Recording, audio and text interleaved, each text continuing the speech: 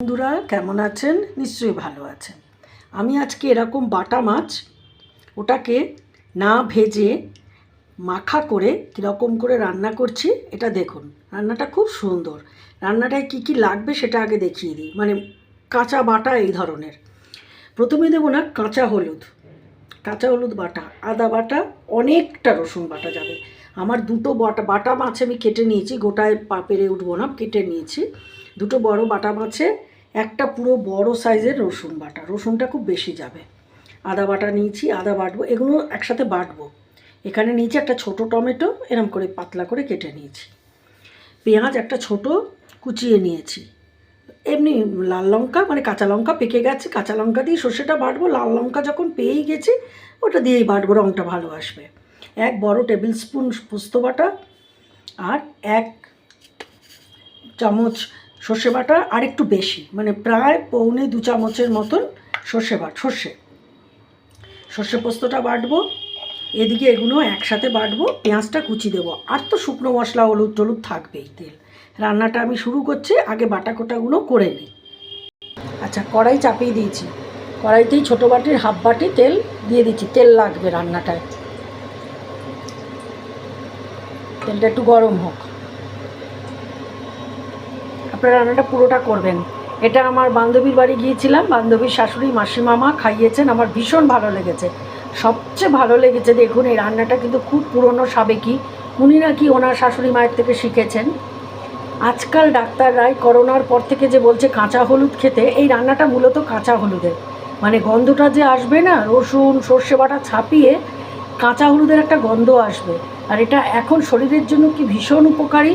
কিন্তু দেখুন, আমাদের প্রাচীন শাস্ত্র থেকে কিন্তু, প্রাচীন যুগ থেকে, পুরনো দিন থেকে কিন্তু রান্নায় তার মানে ছিল।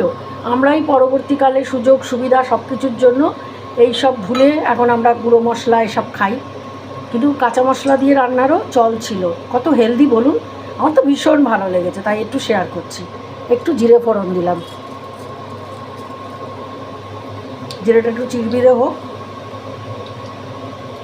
আপনারা পুরো রান্নাটা দেখবেন, কিচ্ছু না তো বলুন, সহজ সরল।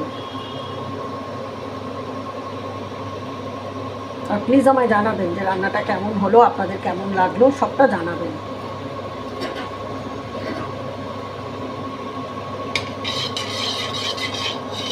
সর্ষের তেলটা বেশ গরম করে নিতে হবে, যদিও মাছ ভাজবো না, তাও সর্ষের তেলে রান্না তো, সর্ষের তেলের বিকল্প নেই, এই রান্নায় সর্ষের তেল লাগবেই।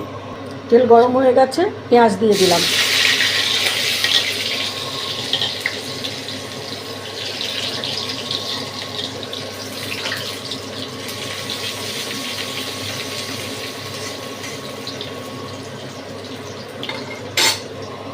আদা রসুন আর কাঁচা হলুদ বাটা দিয়ে দিলাম।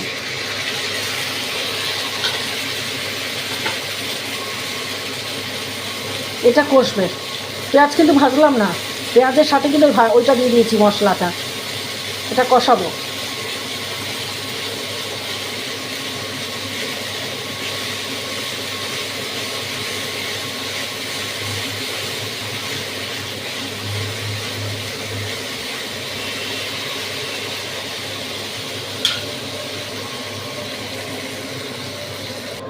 আচ্ছা, মাছ দিয়ে দিলাম, ওই কষিয়ে নিয়েছি, কষিয়ে মাছ দিয়ে দিয়েছি। ছোটো মাছেও হবে, আর যদি এরকম বড় হয় কেটে নিতে হবে। এবার মাছ যার যার মাপে যে যতটা করবে। আমার দুটো মাছ, যার 10টা মাছ 10টা মাছ, যার একটা মাছ যেরকম হবে। এই যে কষার ওপরে মাছটা দিয়েছি, একবার আবার একটু উল্টে দেবো, আঁচটা এখন কমিয়ে রেখেছি। একটু উল্টে দিয়ে এবারে জল দিয়ে দেবো, দিয়ে যখন ফুটে চলে আসবে তারপরে আবার হবে। এখন এটা উল্টোই, একটু দেখি উল্টানোর মতন পজিশন হয়েছে। হ্যাঁ, এক পিঠটা করে নিয়েছি, একটুবার ওই মশলায় উল্টে দেবো, এই রকম। এটাতে অসুবিধা হচ্ছে। হ্যাঁ, এই এরকম করে ধরে একটু করে উল্টে দেবো। হ্যাঁ, মশলার মধ্যে, ওই জন্য মশলাটা ভালো করে কষিয়ে নিতে হয়। কষলে মাছটার সঙ্গে লেগে সুন্দর এরকম রোস্ট ভাব হয়ে থাকবে। এরপরে জল দিয়ে আর হতে দেব। দুটো পিঠে বেশ ভাজা মশলাটা লেগে যাচ্ছে। কাঁচা মাছের ভাবটাও থাকছে না, মশলার সাথে একটুখানি মাখামাখি হয়ে বন্ধুত্ব হচ্ছে, ফ্রেন্ডশিপ। আঁচটা এখন একটু বাড়িয়ে দিয়েছি, একটু মিনিট 2-3 হলে আমি জল দিয়ে দেবো। এবার মাছ ফোটার জন্য আস্তে আস্তে জল দিয়ে দিচ্ছি, আর একটু জল দেবো, খুব জল তো না, এটা তো একদম গা মাখা মাখা হবে। আর একটু জল দিচ্ছি। মাছ হাই আঁচ করে দিয়েছি, মাছ এবার ফুটুক আপন মনে, জল একদম ঝোল একদম টেনে আসুক, মাছটা ডোবার মতন জল দিয়েছি মাপ করে আর কি। ঝোল ফুটছে, বেশ গাঢ় হয়ে এসছে ঝোল। মাছ আমি মাঝে একবার উল্টে দিয়েছি, আবার এখন একবার উল্টে দিচ্ছি। এখন আঁচটাকে আমি বেশ বাড়িয়ে দিয়েছিলাম, আবার কমিয়ে দিচ্ছি। মাঝে একটু বাড়িয়ে কমিয়ে দিয়ে নিয়ে করেছি। হ্যাঁ, এই যে মাছ একবার করে আমি মাঝে উল্টেছি, আবার এখন উল্টোচ্ছি। মাছটা কিন্তু খোলাভাবে রান্না করতে হবে, নাহলে কিন্তু মাছে আষ্টে গন্ধ এসে যাবে। ঢাকা দিয়ে রান্না নয়। হ্যাঁ, এই যে মাছ উল্টে দিলাম, মাঝে একবার উল্টেছি, আবার একবার উল্টে দিচ্ছি। এখন একদম গাঢ় হয়ে এসছে।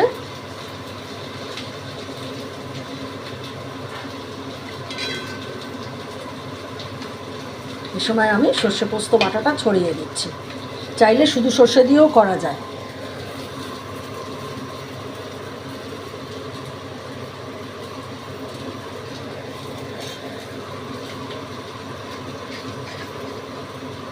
সুন্দর কালারটা এসে গেল না, একদম চকচক করছে। এখন একটু বাড়িয়ে দেবো, ফুটবে একটুখানি ফুটবে, ফুটে আর একটু গা মাখা হবে, ভাতে মেখে খাবার জন্য।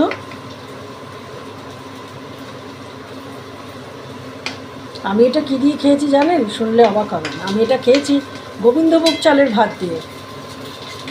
কি অসাধারণ লেগেছে না আমার, খাবারটা দারুণ লেগেছে। আমি খাবার থেকে দেখাচ্ছি, তাড়াতাড়ি রান্না, কিছুই খটোমটো নয়। এবার একটু ফুটবে, আপনারা প্লিজ আমাকে জানাবেন কেমন হলো আমার এই রেসিপিটা, এই পদটা কীরকম রাঁধলাম।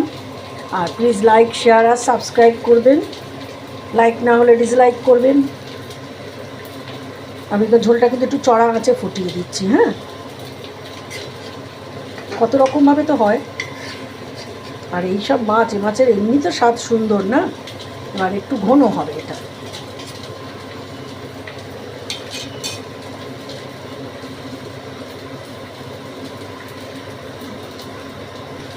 ঝোল একদম গাঢ় হয়ে গেছে।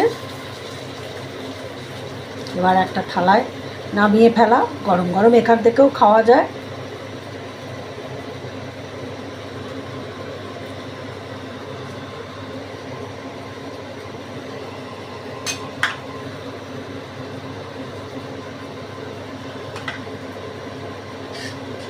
একটু নেড়ে নেড়ে দিচ্ছি সাইড থেকে, না লেগে যায়। এখন তো ঘন হয়ে আসছে।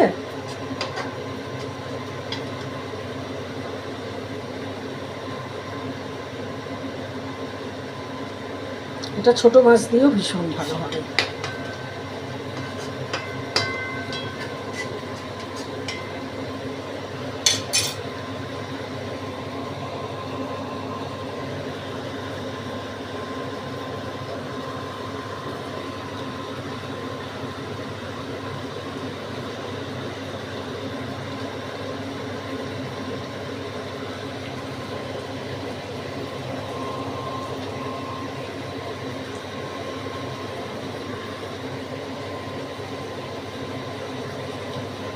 আপনাদের কারোর বাড়িতে কি এরকম হয় কাঁচা হলুদ দিয়ে এরকম মাছের রান্না? হলে জানাবেন। ব্যাস, আমার কাঁচা হলুদ ভাপা বাটা মাছ হয়ে গেল। গ্যাস বন্ধ করে দিয়েছি, স্ট্যান্ডিং টাইমে ফুটছে। এরপর বেড়ে জাস্ট খাওয়া হয়ে গেছে। এখন কিন্তু পুরো স্ট্যান্ডিং টাইমে এটা ফুটছে। এটা একটু থামলে তবে আমি বাড়ব আস্তে আস্তে। এবার মাছ আস্তে আস্তে তুলছি।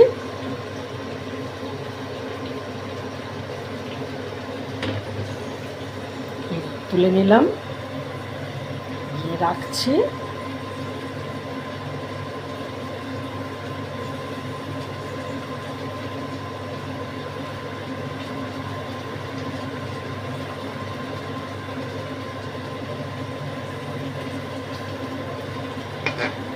এবার গ্রেভিটা এর উপর থেকে দিয়ে দেবো।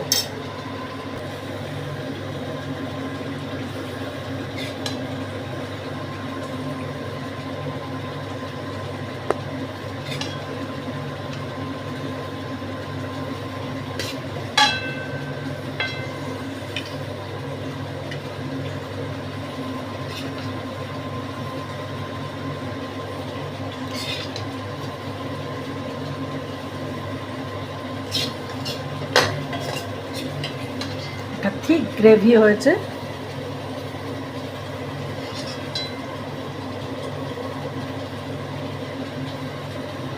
দেখুন সামনের থেকে দেখাচ্ছি, প্রত্যেকটা মাছ গোটা আছে। কেমন লাগছে? আপনারা কিন্তু অবশ্যই করে বানাবেন, বানিয়ে আমাকে জানাবেন যে কেমন লাগলো, ঠিক আছে? সবাই খুব ভালো থাকবেন। আজ আমি আসি, সামনের থেকে ভালো করে দেখিয়ে দিচ্ছি। মাথা লেজা, মাথা লেজা।